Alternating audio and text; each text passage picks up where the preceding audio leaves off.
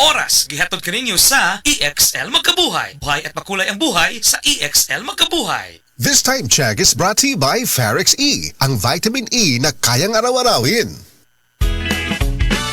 Ipatak-patak ang punjisol sa kati-kati ng katawan, tulad ng buni, alipong at an-an. Tandaan! Sabon alipunga at saanan! Punjisol mo!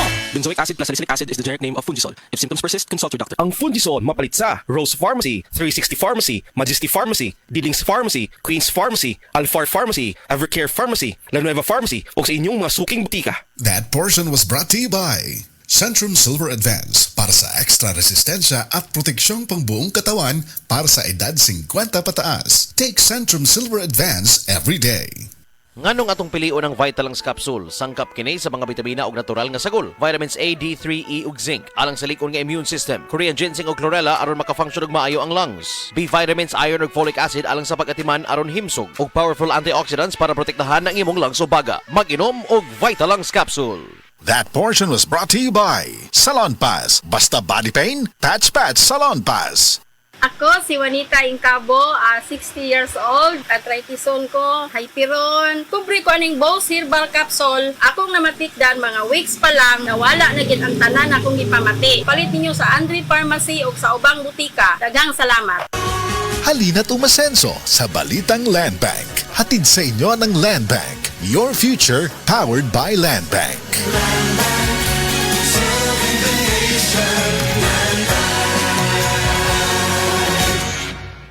Heart disease, pareha sa heart attack o cardiac arrest. Numero 1 nga rason kung aning namatay sa sakit dinhi sa Pilipinas. Mag Life Extension Vitamin D3 na mo. Rekomendado sa ni sa mga medical doctors. Aprobado sa FDA Philippines o FDA USA. Mapalit sa mga butika. That time check was brought to you by ACS Manufacturing Corporation, ISO certified world-class quality. ACS. The original Koi Herbal Capsule. India Cross Andrinos, taga Nivil Hills, Barangay Busay. Ang akong edad karon kay 61 years old. Dali na kay ko kapuyon sa unang panahon niya. Kanang paggamit ako sa Koi, confident na kay ko sa kong gibati. Asa akong bana ako sang gipainom ana. Mura gani among vitamins antod karon na abot na nako og senior citizen. Sa una pa ko'y senior sa una, 50 pa ko'y mga 40 plus pa ko. Nahantod karon abot ako 61 akong bana mo 62 na siya. Daghang salamat sa original Koi Herbal Capsule. The original Koi Herbal Capsule. That news was brought to you by ACS Manufacturing Corporation, ISO certified world-class quality. ACS. Nakakaproblema sa paglibang? Mag-inom sa Super Fiber, the fast-acting colon cleansing product approved by the FDA Philippines. Garantisado nga epektibo. Sa duhang tudbalo ka oras, imo na mapagawas ang higko nga makahatag og basta utan ug makamatay nga sakit. Ang hugaw nga colon, ang una nga silent killer. Death begins in the colon. Mag Super Fiber. Mas makita natong mayong resulta kung ato ubanon sa pag-inom ang Life Extension Vitamin D3 kag Super Fiber. Para sa himsog kag maayong digestion, mag-inom kada adlaw sang Super Fiber. Mapalit sa mga butika. This time check is brought to you by Kremil S Cool Relief para sa heartburn at indigestion. Lami na, barato pa. Pagbasa sa ikasyam na kabanata ng aklat ni Juan, pinagaling ni Jesus ang isang bulag, talata 1 hanggang 41. Sa paglalakad ni Jesus, nakita niya ang isang lalaking ipinanganak na bulag. Tinanong siya ng kanyang mga alagad, "Guro, sino po ang nagkasala at ipinanganak na bulag ang lalaking ito? Siya ba o ang kanyang mga magulang?" Sumagot si Jesus, "Ipinanganak siyang bulag hindi dahil sa nagkasala siya o ang kanyang mga magulang, kundi upang mahayag ang kapangyarihan ng Diyos sa pamamagitan niya. Kailangan gawin natin ang mga ipinapagawa ng nagsugo sa akin habang maaga pa. Malapit na ang gabi at wala nang makakagawa pagsapit niyon. Habang ako'y nasa sanlibutan, ako ang ilaw ng sanlibutan." Pagkasabi nito, dumura si Jesus sa lupa at gumawa ng putik. Pagkatapos ipinahid niya ito sa mata ng bulag.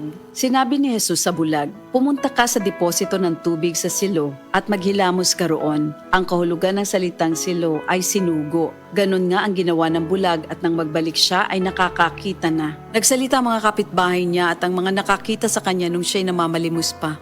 "Hindi ba yan ang pulubing bulag?" Sumagot ang ilan. "Yan nga," sabi naman ng iba. "Hindi, kamukha lang."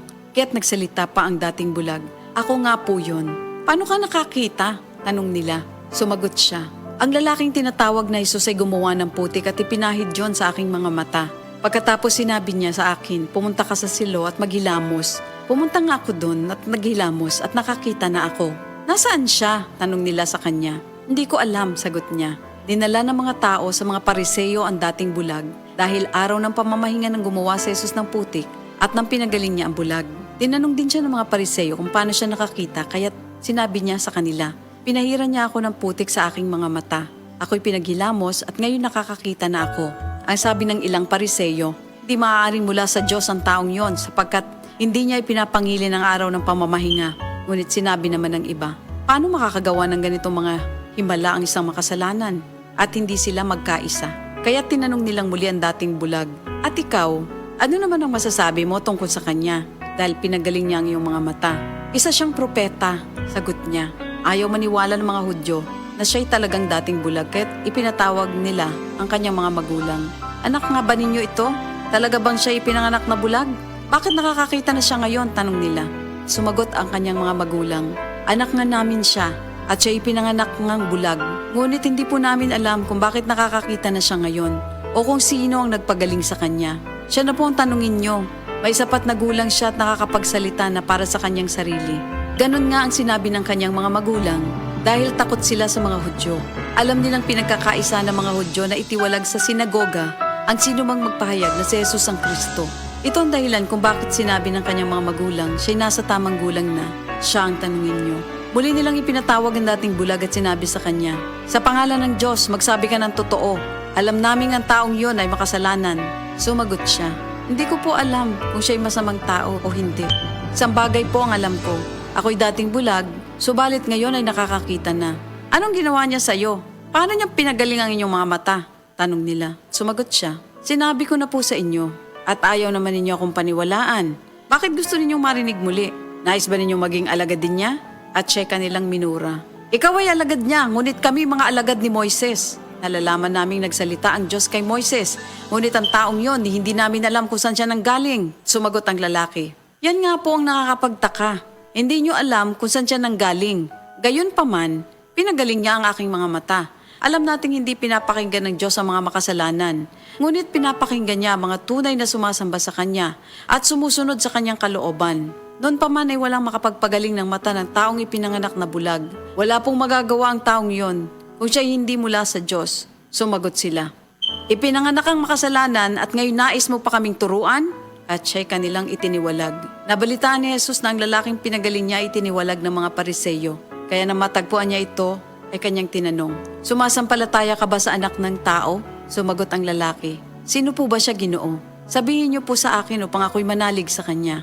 Siya'y nakita mo na. Siya ang kausap mo ngayon, wika ni Jesus. Sumasampalataya po ako, Panginoon, ang sabi ng lalaki. At sinamba niya si Jesus. Sinabi pa ni Jesus, naparito ako sa mundong ito upang humatol at nang sa gayo'y makakita mga bulag at mabulag naman ang mga nakakakita. Narinig ito ng ilang Pariseyong naroon at sila'y kanilang tinanong, ibig mo bang sabihin mga bulag kami? Sumagot si Jesus, kung kayo nga'y bulag, wala sana kayong kasalanan.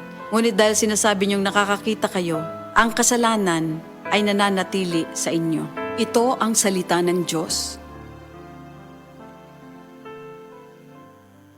Mga kababayan, ang pagbabakuna ay subok, epektibo at ligtas na proteksyon na ating katawan laban sa mga sakit. Kaya naman, simula sa ika-7 ng Oktubre, sa pagtutulungan ng Department of Health at ng Department of Education, maaari nang makapagbakuna ng libre sa mga pampublikong paaralan. Hindi lang ito para sa ating mga anak, kundi para rin sa karamihan. Sa isang bagong Pilipinas, bawat buhay mahalaga.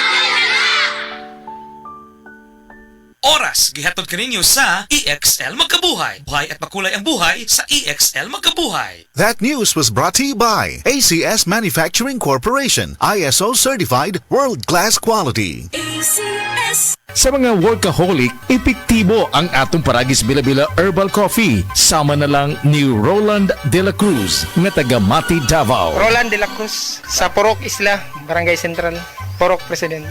Anong ganahan man kay ka sa kape? Sa Bila-Bila Coffee, laskig ang imong lawas o mayo ang imong lihok. Basta laskig niya kondisyon, makalihok pag may sa trabaho. Kung di ka kainom, mura magluya na ka? Murag luya-luya. Lahi ra gyud. Tungod kay nindot gyud ang Bila-Bila Coffee. Kini ginama sa GFMQ Marketing kay sa Paragis Bila-Bila. Dili na ka mag-agwanta pa.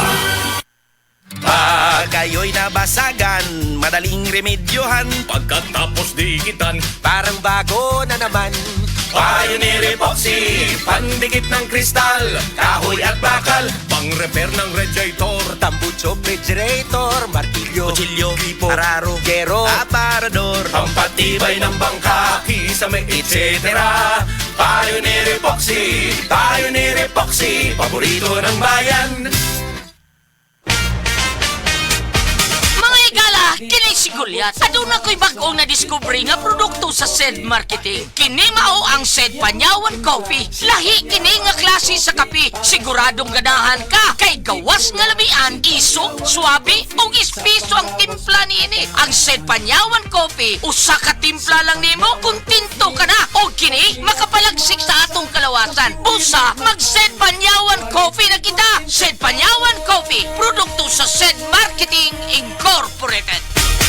Minunta di ani akong lola, oy. Lagi, bisan mo sa kagatos na ang iyang edad. Bas ko mo alito man gihapon. Usa man ang imong tambag nga to sa mga gusto mo abot og usa kagatos ang edad, lula. Gadok og sakto, kaon og otanon, lakaw-lakaw og ayaw kalimti ang pag-ampo. Mao ka na ang sikreto sa paglahutay, apo.